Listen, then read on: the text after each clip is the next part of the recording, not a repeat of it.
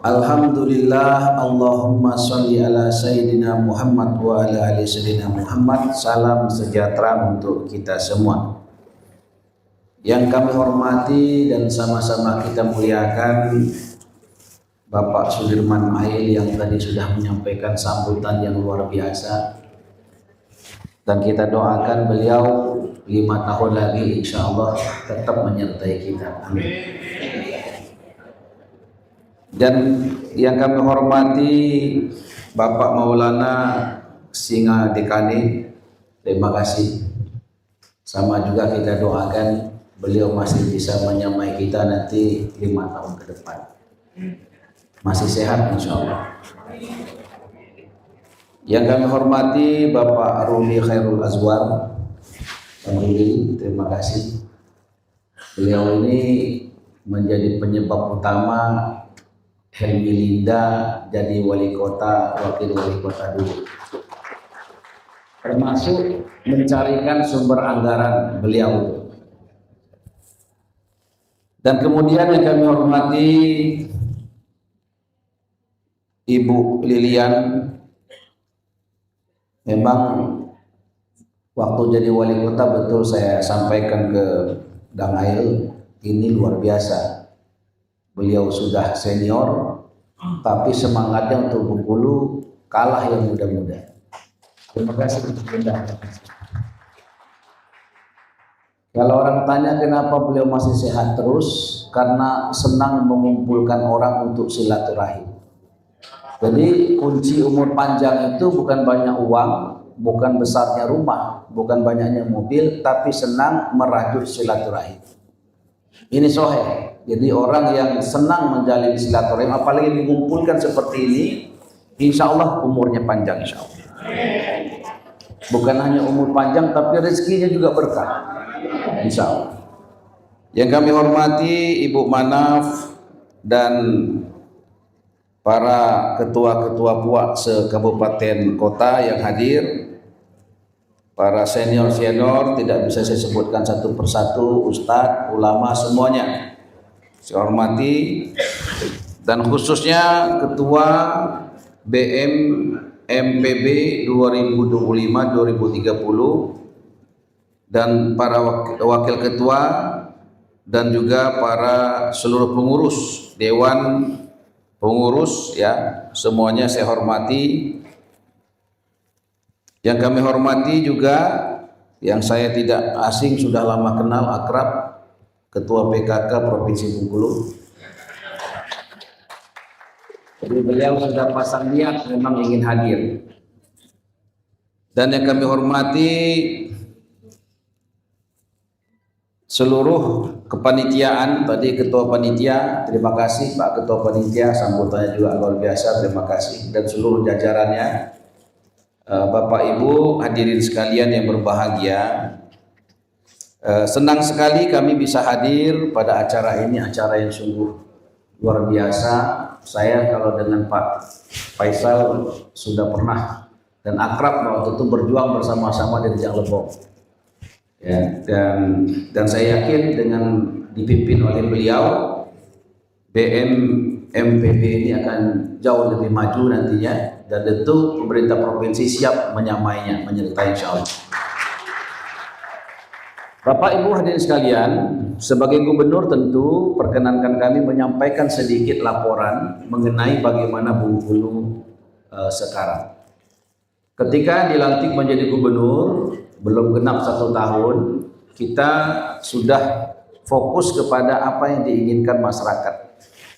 Masyarakat menginginkan pertama kali adalah pembenahan infrastruktur. Jadi jalan, jembatan, sekolah, rumah sakit M. Yunus, pelayanan kesehatan menjadi pertama yang diinginkan masyarakat. Maka dengan APBD yang 2,9 triliun itu, ditambah lagi ada efisiensi sekitar 200 miliar, dari 2,9 dikurangi 200 miliar, dan itu bukan hanya Bengkulu tapi seluruh Indonesia. Bengkulu termasuk yang kecil dibanding daerah lain yang dipotong. Dan dari 2,9 dikurangi 2 tadi, itu kita fokuskan 600 miliar lebih untuk pembangunan infrastruktur jalan dan jembatan, termasuk rumah sakit M. Yunus dan sekolah-sekolah. Untuk jalan 600 miliar itu kita buka tembus jalan Susup salah satunya untuk memangkas jalur ke Rejang Lebong. Selama ini ke Rejang Lebong hanya satu jalur, yaitu lingkar gunung. Tapi untuk tahun depan sudah tembus. Jadi jalan Susup itu bisa menghemat 30 menit kalau kita ingin ke Curug. Dan untuk seluruh jalan provinsi kabupaten kota senilai 600 miliar itu tersebar di seluruh kabupaten kota. Yang terbesar mendapatkan anggaran dari provinsi adalah Kabupaten Benteng. Karena memang jalan provinsi di Kabupaten Benteng itu yang paling parah. Totalnya kurang lebih sekitar 180 miliar. Tetapi kabupaten-kabupaten lain juga mendapatkan hal yang sama. Lebong, Rejang Lebong, Kepahyang, Kaur, Bengkulu Selatan, Seluma, Muko-Muko, Bengkulu Utara, semuanya kita bagi. Tetapi tentu tidak semuanya mendapatkan kuota yang sama. Insya Allah tahun depan 3 kabupaten 100% jalan provinsi jembatannya bagus. Salah satunya Kabupaten Benteng, Kabupaten Rejang Lebong, dan Lebong nanti insya Allah. Dan tahun depan kita juga sudah sediakan anggaran kurang lebih sama sekitar 500-an miliar untuk juga perbaikan jalan dan jembatan. Tahun ini rumah sakit M. Yunus yang masih tipe B itu akan meningkat di tahun 2026 menjadi tipe A. Ada 3 fokus anggaran kita alokasikan. Pertama, perbaikan gedung jantung. Yang kedua, perbaikan ruangan poli di M. Yunus. Yang ketiga, revitalisasi gedung Fatmawati yang sudah tidak digunakan. Itu insya Allah tahun depan sudah bisa digunakan. Sehingga rumah sakit M. Yunus akan tambah kamar lagi, bed yang lebih banyak, sehingga kita akan daya tampung kita lebih banyak. Di tahun depan kita juga akan membangun di belakang rumah sakit M. Yunus gedung kurang lebih sekitar 4 lantai baru dengan total anggaran kurang lebih 300 miliar. Karena anggaran kita terbatas, maka kita bangunnya bertahap. Tapi target kita 3 tahun insya Allah selesai. Bapak Ibu sekalian, tidak cukup rumah sakit M. Yunus karena memang masyarakat kita juga memerlukan fasilitas untuk pelayanan medis. Di tahun ini 2025 kita sudah bagikan 130 unit mobil ambulan gratis kepada seluruh kecamatan seprovinsi Bengkulu. Bahkan ada satu kecamatan mendapatkan 3 kendaraan mobil ambulan gratis. Tahun depan 2026 kita anggarkan kembali dari APBD provinsi 130 unit ambulan lagi. Sampai nanti kita bagikan seluruh desa, kelurahan yang ada di provinsi Bengkulu mendapatkan seluruhnya mobil ambulan gratis yang kita namakan mobil bantu rakyat. Sehingga tidak ada alasan ada ibu hamil ingin melahirkan kok dibawa pakai motor trail, itu nggak boleh ada lagi. Tapi harus dibawa pakai mobil ambulan yang dibeli pakai APBD provinsi. Bapak Ibu hadirin sekalian, kita juga perbaikan beberapa sekolah di tahun ini, SMA, SMK, sederajat yang menjadi kewenangan provinsi. Ada yang pagarnya belum ada, kita bangunkan pagarnya. Ada yang WC-nya bermasalah, kita bangunkan WC-nya. Ada yang jalan menuju SMA itu masih tanah, kita bangunkan jalannya. Intinya adalah pemerintah juga tetap juga soal pendidikan. Bapak Ibu hadirin sekalian, tidak cukup itu, pemerintah provinsi juga dengan wali kota, bupati seprovinsi Bengkulu telah bersepakat tidak boleh ada anak yatim apapun agama sukunya di provinsi Bengkulu yang tidak bahagia. Maka kita sepakat bagi tugas. Gubernur tugasnya mengurus anak-anak yatim SMA sederajat. Bupati wali kota mendata dan mengurus bertanggung jawab terhadap anak-anak yatim SMP ke bawah. Totalnya ribuan anak yatim yang telah kita angkat menjadi anak. Bahkan Wakapolda Bengkulu pun WA saya, dibilang, Pak, saya juga mau mengangkat anak, tolong siapkan datanya. Anak yatim tidak hanya butuh uang, tapi butuh kasih sayang, motivasi, semangat, dan sebagainya. Sehingga setiap bulan kita wajibkan para pejabat kita berjumpa dengan anak yatim dan keluarganya, bisa di rumahnya atau diundang ke rumahnya pejabat atau di tempat makan. Selain memberikan sejumlah uang, tetapi juga memberikan motivasi, kasih sayang dan semangat. Agar apa? Agar kemudian provinsi kita ini betul-betul menjadi provinsi yang diberkahi Allah. Karena kalau kita melihat dari wilayah kita Bengkulu, ini wilayah yang dikatakan juga jalur merah terhadap bencana. Ya, di Bengkulu ini termasuk daerah yang berpotensi bencananya cukup tinggi. Bapak Ibu sekalian, pemerintah Provinsi Bengkulu juga memahami mitigasi bencana tidak cukup, tapi diperlukan juga mitigasi langit. Tolong yang di bumi, yang di langit menolongmu, cintai yang di bumi, yang di langit mencintaimu. Selain program Peduli Yatim, kita juga ada gerakan sedekah nasi bungkus setiap hari, yang itu diberikan nanti di rumah ibadah, ya, di tempat-tempat panti dan orang-orang yang tidak mampu. Bahkan di perwakilan kita Provinsi Bengkulu terus melakukan itu juga. Bapak Ibu hadirin sekalian yang kami hormati, alhamdulillah pemerintah provinsi di efisiensi 200 miliar, tetapi dengan doa seluruh tokoh Bengkulu dan juga dengan seluruh pejabat provinsi yang bergerak siang malam ke kementerian lembaga, alhamdulillah kita mendapatkan program dengan anggaran dari pemerintah pusat lebih dari 2 triliun rupiah. Sebut saja misalnya kami sudah berkunjung ke Kementerian Pertanian, ada program Bapak Presiden cetak sawah baru. Awalnya Bengkulu tidak dapat 1 hektar pun. Saya datang ke sana, menterinya sangat baik. Saya sampaikan, Pak Menteri, kami ini dari Provinsi Bengkulu. Indonesia ini tidak ada tanpa Bengkulu. Pak Menteri pun tidak akan jadi menteri tanpa Bengkulu.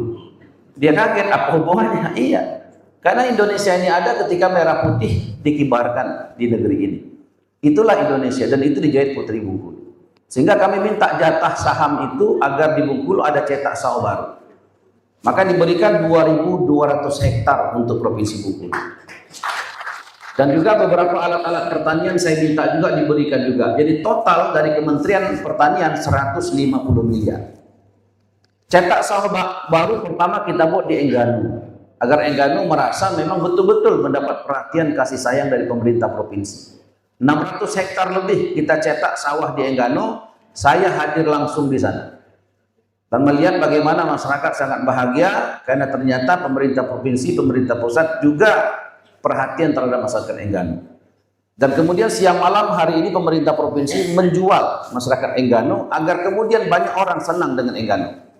Masyarakat Enggano minta ada penambahan pesawat, ada juga penambahan kapal laut, alhamdulillah. Karena Menteri Perhubungannya orang yang baik, saya kenal akrab, akhirnya kita mendapat penambahan 2 kali penerbangan pesawat ke Enggano. Begitupun kapal lautnya ditambah juga 1. Begitupun soal tenaga untuk kelistrikan. Saya juga sudah berjumpa dengan PLN dan alhamdulillah juga mereka tambah juga. Sehingga sekarang di Enggano alhamdulillah. Boleh nanti kunjungan kita ke sana dan kita promosikan, dan saya promosikan kemana-mana mengenai Enggano. Enggano itu satu pulau yang Masya Allah indahnya minta ampun. Udaranya terbaik di dunia. Ada orang tanya, kata siapa Pak? Kata saya. Bapak Ibu sekalian, di Enggano itu Masya Allah saya katakan, itu kelapa-kelapa terbaik di dunia itu ada di Enggano. 6 desa kami kunjungi dalam 1 hari, welcome drinknya kelapa muda Enggano. Bayangkan sehari minum 6 kelapa. Kelapa angkatan laut dan lanal kami 8 kelapa 1 hari, nggak apa-apa. Saya bilang kok bisa begini? Iya, kalau makannya di Enggano. Ada emping, Enggano itu terbaik di dunia. Biasanya kalau orang asam urat, jangankan makan emping, ngelihat emping kena asam urat. Tapi kalau makan emping Enggano aman. Jangankan ngelihat, makan sebanyak-banyaknya, insya Allah asam uratnya nggak akan kena. Syaratnya makan empingnya di Enggano. Bapak Ibu sekalian, bukan hanya emping dan kelapa Enggano itu, tapi ada pisangnya. Pisangnya enak betul. Pisang kapas. Kelihatannya pisang, dipegang pisang, kalau dimakan rasanya beda tipis dengan keju. Itu pisang Enggano. Dan ketika kita datang ke Enggano, setiap desa tuh menyambut dengan ramah. Dikasihnya kami lobster besar betul. Saya makannya kaget, berempat orang makan gak habis. Saya bilang, Pak ini besar benar Pak Kades lobsternya. Kades saya ngomong, Pak ini nggak besar, ini anaknya, yang besar tuh bapaknya. Ada bapaknya. Aduh, anaknya 4 orang nggak habis makan lobsternya. Nah kemudian di sana Masya Allah, jalan-jalannya pun sudah bagus alhamdulillah. Dan kita tambah lagi untuk air bersih di sana untuk mengalirkan sawah, tambahan anggaran kurang lebih 3 miliar. Bapak Ibu hadirin sekalian yang kami hormati, begitupun kami berkunjung ke Kementerian KKP. Di KKP itu ada program Kampung Nelayan. Alhamdulillah kita dapat 4. Satu titiknya itu sekitar 25 miliar. Jadi kalau 4 kali 25 kurang lebih sekitar 100-an miliar, kurang lebih segitu. Dan kita akan minta tambah lagi nanti di tahun 2026. Menterinya oke. Bapak Ibu hadirin sekalian, kalau kita datang ke Bengkulu, itu bandaranya jauh kalah dengan Linggau. Pada Linggau dulu numpang dengan kita. Linggau sudah dibuatkan bandara, sudah ada garbaratanya. Saya datang ke Direktur Angkasa Pura. Saya bilang, Pak Direktur, apalah dosa salah kami ini? Kenapa? Bandara Fatmawati Ibu Negara kalah dengan Linggau yang baru dibangun. Ini nggak benar ini. Ini kami bandara provinsi. Singkat cerita dialog, minta maaf Pak Direktur Angkasa Pura. Dia katakan, Pak, kami berjanji tahun ini kami akan revitalisasi. Alhamdulillah 1 bulan kemarin sudah ada launching ya untuk revitalisasi tahap pertama. Tahap pertama itu selain gedungnya juga akan dipasang garbarata. Jadi kalau nanti keluarga besar Bengkulu yang ada di Jakarta pulang ke Bengkulu tahun depan insya Allah kalau hujan nggak hujanan lagi karena ada garbaratanya. Bapak Ibu hadirin sekalian, begitupun persoalan pelabuhan Pulau Bayi. Pelabuhan Pulau Bayi ini selalu ya ada yang namanya pendangkalan. Nah kemarin alhamdulillah ya alur sudah mulai dikeruk dan kita minta bukan hanya pengerukan tapi perlu ada komitmen untuk revitalisasi pelabuhan secara keseluruhan karena luasnya terluas gitu. Maka kemudian alhamdulillah dari Pelindo saya ketemu direktur utamanya di Jakarta berkomitmen bukan hanya untuk dikeruk tapi juga ada revitalisasi dengan anggaran kurang lebih 1 triliun rupiah. Tinggal kita doakan, kita dorong sama-sama. Saya juga berkunjung ke Jaksa Agung. Ke Jaksa Agung ketemu langsung dengan Pak Jaksa Agung difasilitasi oleh putra Bengkulu yaitu Jam Intel. Ya misalnya Pak Reda itu putra Bengkulu. Kemarin pulang ke Bengkulu BMA kasih dan adat, gelar adat. Difasilitasi beliau alhamdulillah ketemu dengan Pak Jaksa Agung. Saya sebagai Gubernur Provinsi Bengkulu mengapresiasi atas kerja-kerja Kejaksaan Agung yang luar biasa. Semenjak Republik berdiri belum pernah ada Kejaksaan Agung memperlihatkan uang triliun-triliun di depan itu, sehingga kita memberikan apresiasi. Bapak Ibu sekalian yang kami hormati, kita juga berapa nilainya? Kurang lebih di atas 300 miliar. Sehingga harapan kita nanti di Provinsi Bengkulu ada rumah sakit rujukan tidak boleh cuma 1, minimal 3. Nah doakan kita juga lagi berjuang dengan Kemenkes. Kemarin saya ketemu dengan Menteri Kesehatan minta agar kemudian Bengkulu ada rumah sakit vertikal dari Kementerian Kesehatan. Mungkin hanya Provinsi Bengkulu yang nggak ada rumah sakit vertikal. Saya barusan dari Sulsel. Sulsel itu sudah ada 8 rumah sakit rujukan. Dengan Kementerian Kesehatan masih dikasih 1 lagi rumah sakit vertikal. Karena lahan di Makassar sudah tidak ada, laut diuruk dijadikan tempat rumah sakit. Saya bilang, Pak Menteri, kalau Bengkulu nggak usah nguruk laut, tanah kami masih luas. Kita kasih 10 hektar ada depan bandara, saya bilang. Tapi Pak Menteri katakan, ini konsepnya sudah berubah, jadi tidak lagi rumah sakit vertikal, tapi rumah sakit yang ada, kemudian diberdayakan, kabupaten kota diberdayakan. Saya bilang, saya setuju yang diberdayakan kabupaten kota, tapi yang vertikal kami juga mau.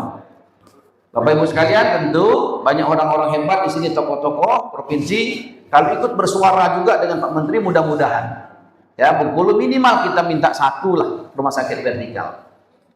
Tetapi tangan tidak kosong, beliau sampaikan oke, kami akan pikirkan itu dan kita minta juga Alkes akan dibantu oleh Kementerian Kesehatan untuk rumah sakit M Yunus juga rumah sakit kota kabupaten. Bapak Ibu hadirin sekalian yang kami hormati, inilah mungkin beberapa hal yang perlu kami sampaikan. Banyak yang saya ingin sampaikan, cuman waktu sangat terbatas. Doakan juga Provinsi Bengkulu ke depan kita akan punya minyak goreng sendiri. Kita sebagai penghasil sawit, tapi kok aneh kita nggak punya minyak goreng. Kalau dulu menjadi wali kota Bengkulu, kita buat pabrik air minum. Air minum namanya Hidayah Water. Air minum yang kita produksi, mesinnya semuanya, dan itu konon katanya air minum Hidayah Water terbaik nomor 1 di dunia. Kata siapa? Kata saya. Tapi nanti insya Allah pemerintah Provinsi Bengkulu karena sudah ada spam, kita akan buat air minum sendiri. Ya, air minum merah putih. Air minum merah putih itu akan menjadi terbaik pertama, yang keduanya nanti Hidayah Water.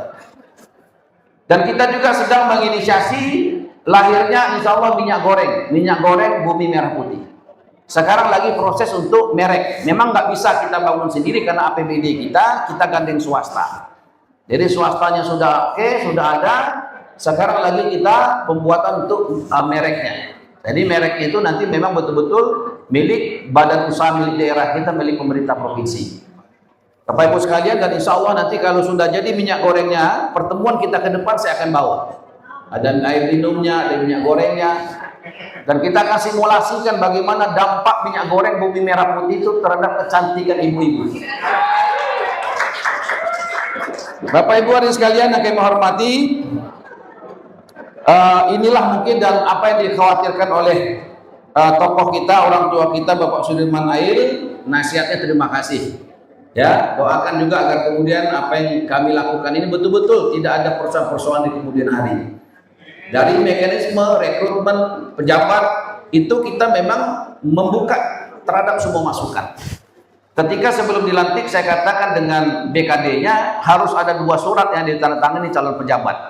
Surat pertama surat pengunduran diri. Surat kedua siap dievaluasi 3 bulan sekali. Sehingga di sana kita meminimalisir terjadinya potensi-potensi pelanggaran. Kita mengangkat penjabat bukan berdasarkan subjektivitas, tapi berdasarkan kinerjanya nanti. Jadi per 3 bulan akan dipresentasikan secara terbuka kerjanya apa sebagai pejabat. Kalau sebagai pejabat nggak kerja apa-apa, ya kita berhentikan timbulan keduaan. Karena masih banyak putra-putri terbaik dari Bengkulu yang ingin mengabdikan diri. Tidak boleh kemudian kesempatan orang hilang gara-gara nunggu yang tadi. Bapak Ibu hadirin sekalian yang kami hormati, inilah mungkin yang perlu kami sampaikan, banyak lagi ya, tetapi karena waktu kita sangat terbatas.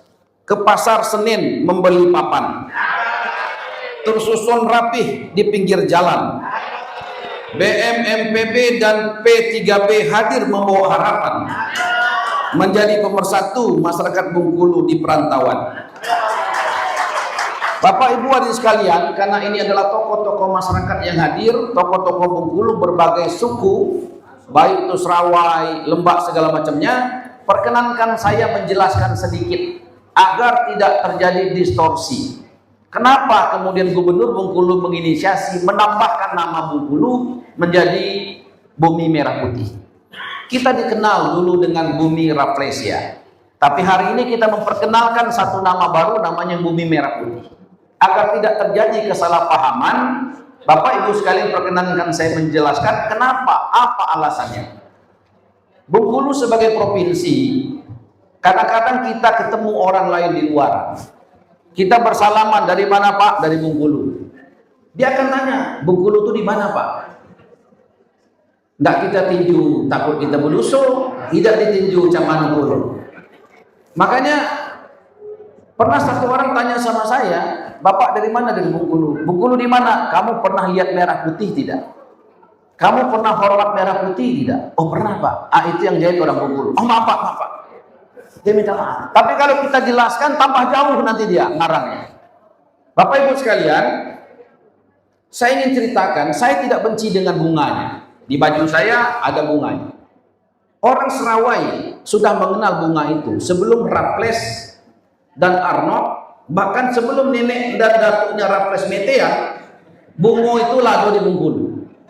Kalau orang Serawai katakan namanya apa? Dan bunga kibut, bunga kibut ya, sekedar. Kalau orang Rejang, terbalik. Orang Rejang menggunakan bunga sekedar. Orang Serawai ngomong bunga kibut. Kalau orang awam mengatakan bunga bangkai. Jadi sebelum nenek datunya Raffles ke Arnold Metean, bungo itu lado. Betul nggak Bu? Lado bungo itu. Nah karena kita dijajah, ada Raffles ke Arnold. Raffles ini komandan. Arnold ini orang yang tidak dikei komandan. Nah si Arnold mikir, mana cara dikei komandan? Ketemulah bungo itu sebesar indah. Maka kemudian lapor ke Raffles, bro, ada bungo eloknya. Terus perlu dikasih namu. Lalu namunya loh katanya. Terus ya terserah komandan, ya sudah kasih namu saya Raples. Karena para itu masuk, Arnold numpang dikit. Kata Arnold, ya jangan pula nama seorang, aku ndaknya dulu. Masuk nama kau seorang, tidak pula lemak, bungo. Oh iya, masuklah, jadilah Raples ke Arnold, jadi gubernur. Karena waktu kita dijajah, tidak ada yang protes. Ketika diminta konsensusnya, setuju tak? Setuju kalau kawan. Ya mana bedil tak kena kepala. Bapak Ibu sekalian, kita belajar dari Korea. Korea itu pernah dijajah Jepang. Kalau kita pergi ke Korea, semangat mereka luar biasa. Mereka anti yang namanya dengan penjajahan. Sehingga daripada mereka menggunakan produk-produk orang, mereka luar biasa melakukan penelitian mati-matian. Sekarang kita punya handphone Samsung. Mobil Korea sudah bisa buat. Dulu hanya Jepang yang bisa buat handphone. Hanya Jepang yang bisa buat mobil. Tetapi sekarang Korea sudah punya handphone sendiri. Inilah dasarnya kenapa kemudian Gubernur Provinsi Bengkulu menginisiasi tambahan nama. Kalau masih ada yang ingin bertahan menyebutnya nama Raples, ya nggak apa-apa juga. Sekali lagi saya katakan, saya tidak benci dengan bunganya. Dan bunga kibut, bunga sekedai itu bukan hanya tumbuh di Bengkulu, tetapi tumbuh di banyak negara, bahkan Malaysia. Kalau kita buka uang ringgit, 10 ringgit Malaysia, itu gambarnya bunga kibut, bunga sekedai. Artinya apa? Artinya tidak bisa kita klaim ini bunga hanya milik kita, tapi di tempat lain tumbuh. Tapi kalau merah putih, tidak ada yang bisa klaim. Kecuali ada Andre kemarin dari ketua IKM mengklaim Fatmawati itu orang Minang. Tidak, saya tidak perlu. Kira itu. Jadi kenapa kemudian merah putih? Dan merah putih kita jual, insya Allah mendatangkan manfaat. Ketika saya jumpa dengan Menteri Pertanian yang kita nggak dapat cetak sawah baru, saya jual merah putih. Saya bilang, Pak Menteri, mohon maaf, Bapak bisa jadi Menteri, Indonesia ini bisa ada, salah satu penyebabnya Bengkulu. Lalu kenapa ketika kita sudah merdeka, cetak sawah nggak dikasih ke kami? Kemudian diberikan. Bapak Ibu sekalian, saya sulit menyampaikan. Ketika saya katakan, dari mana Pak? Saya ini Gubernur Raples. Dia akan tanya, apa manfaat Raples terhadap negeri kamu? Kami dulu pernah dijajah, Pak, ditempeleng, ditendang, disempak. Lah, apa manfaat? Bapak Ibu sekalian, sehingga kenapa kita buat merah putih itu bukan untuk menghinakan leluhur, tidak. Justru kita ingin menjadikan leluhur-leluhur kita bangga terhadap generasi selanjutnya. Bahwa negeri kita, Provinsi Bengkulu itu adalah negeri yang paling bermanfaat bagi lahirnya bangsa ini. Bapak Ibu hadirin sekalian yang kami hormati, kemarin saya berdiskusi dengan Bang Faisal, akan menjadi satu kehormatan kalau di Provinsi Bengkulu nanti, kalau diperkenankan dengan keluarga besar Ibu Fatmawati, bagaimana kalau kita buatkan taman yang indah di sana? Ibu Fatmawati kuburannya bisa kita pindahkan di Bengkulu, sehingga kemudian 1000 tahun lagi orang akan datang ke sana, jelas. Kalau sekarang mungkin masih ada Pak Maulana, masih ada beberapa keluarga yang bisa menjelaskan, tapi bagaimana nantinya? Taman remaja itu taman yang ada di Kota Bengkulu, yang hari ini belum mendapatkan sentuhan dengan baik. Akan sangat bagus mungkin kalau taman remaja yang ada di Kota Bengkulu itu kita buat yang lebih bagus, sehingga setiap anak muda yang ingin kunjungan mengenai Bengkulu, mengenai bumi merah putih, orang akan ketemu ada kuburannya. Sebagaimana kalau Islam, ketika orang haji dan umroh, orang selalu datang ke Madinah, bukan untuk soal yang lainnya, tapi di situ ada makamnya Rasulullah. Demikianlah mungkin Bapak Ibu sekalian yang perlu kami sampaikan. Terima kasih untuk segala perhatian, mohon maaf untuk segala kekurangan. Semoga Allah Subhanahu wa taala, Tuhan yang menciptakan 7 lapis langit, 7 lapis bumi, yang memasukkan siang ke dalam malam, malam ke dalam siang, yang memberikan kerajaan kepada siapa yang dikehendaki dan mencabut kerajaan dari siapa pun dikehendaki, selalu memberikan hidayah, petunjuk, kekuatan kepada kita semua untuk terus memberikan yang terbaik bagi bangsa negara, khususnya bagi Provinsi Bengkulu yang kita cintai.